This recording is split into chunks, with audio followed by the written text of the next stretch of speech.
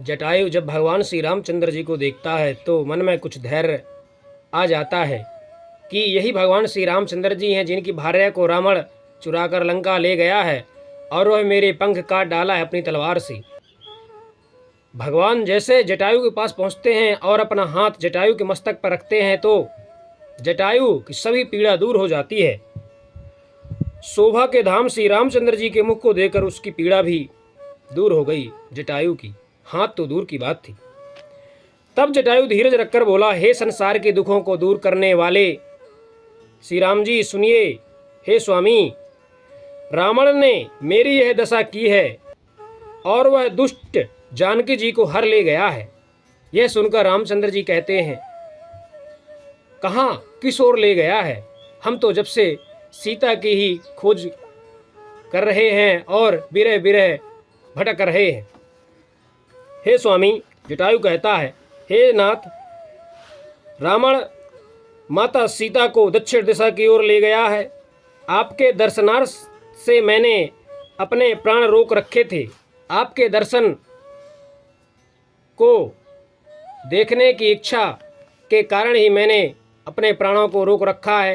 अपितु मेरे प्राण पता नहीं कब के निकल चुके थे, लेकिन मैं आपके दर्शन की अभिलाषा को देखने के लिए और सीता जी की बात बताने के लिए मैं अपने प्राणों को रोक रखा था। हे कृपा निधान, अब वे निकलना चाहते हैं, सो मुझे आप आज्ञा दीजिए।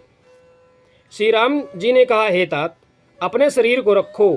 तो मुस्कुराकर जटायु बोला, जिसका नाम मरते समय मुख से निकल जावे तो अधम भी मुक्त हो जाता है, ऐसा वेदों में गाया है, ऐसा वेदों में कहा गया है। जटायु ऐसा भगवान रामचंद्र जी से कहते हैं।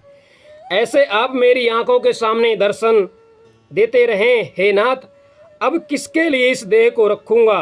रामचंद्र जी ने नेत्रों में आंसू भरकर बोले, हे तात, तुमने कर्मों से उत्तम गति पाई है। तुम्हारे कर्म बहुत उत्तम है।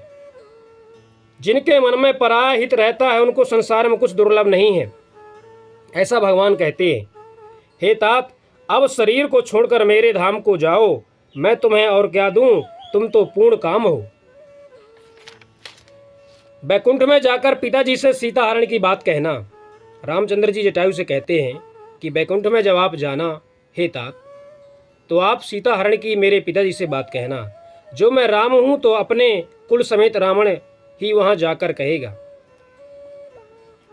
मतलब राम जी कहते हैं कि रावण का पूरा कुल वहीं जाकर यही बात कहेगा। अब मेरे हाथ उसका सर्वनाश निश्चित है, ऐसा रामचंद्र जी कहते हैं।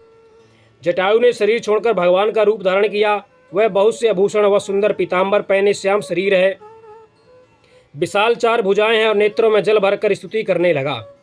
आपका रूप अनुपम है। आप निर्गुण और सगुण तथा गुणों के प्रेरक हैं।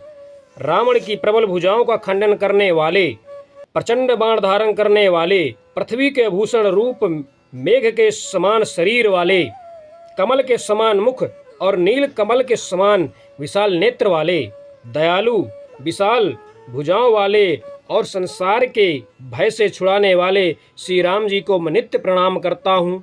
ऐसी जटायु की पुण्य आत्मा श्री रामचंद्र जी की स्तुति करती है और कहती है, आपका भला पार है प्रभु।